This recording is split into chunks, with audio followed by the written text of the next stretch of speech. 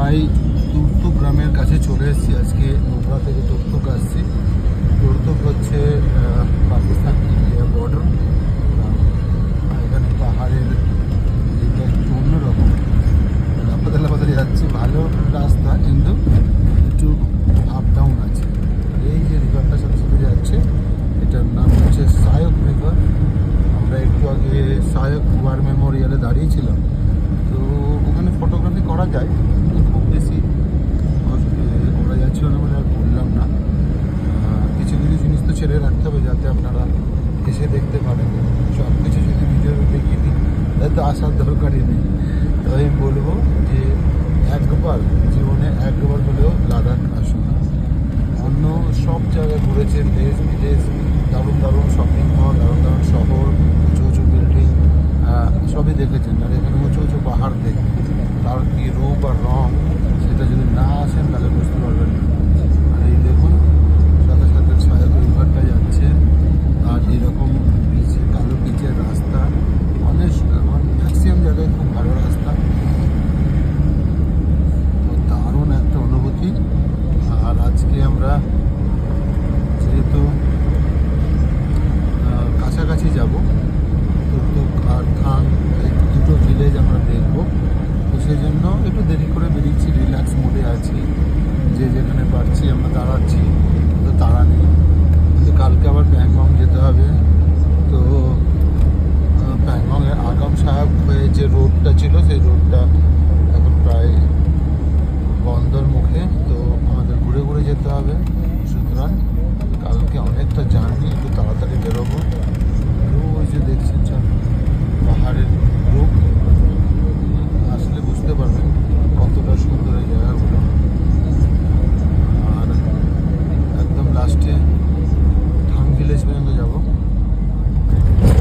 ছোটো ছোটো যে কাঁটা গাছগুলো আছে, সেখানে কিছু ফল হয়ে আছে। সেই ফলটার নাম হচ্ছে নোবরা বেরি বা সিবাকথ্রন বলে ওটাকে। কেউ যদি আপনারা জেনে থাকেন, দেখুন বাইকার্সরা যাচ্ছেন, দারুণ গাড়ি, দাঁড়িয়ে দাঁড়িয়ে যাচ্ছে, এও দাঁড়িয়ে দাঁড়িয়ে যাচ্ছে।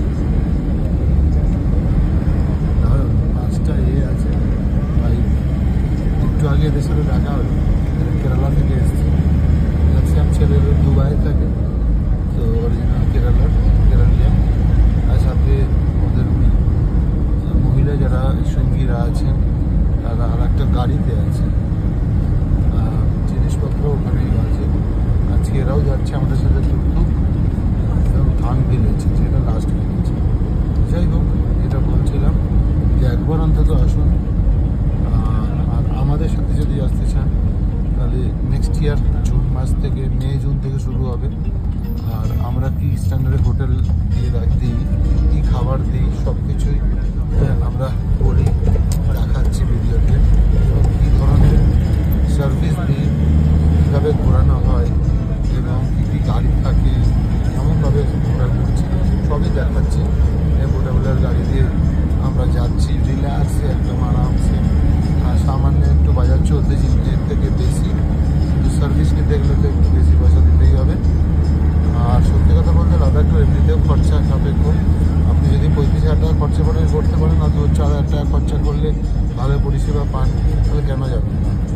আর যদি একদম সস্তার ট্যুর করতে চান, তাহলে আমি হাত তুলে দিচ্ছি, আমার দ্বারা অন্তত হবে না সস্তার ট্যুর মানেই তার নানা রকম প্রবলেম। আর এখানে প্রবলেমেটিক হলে কিন্তু সমস্যা।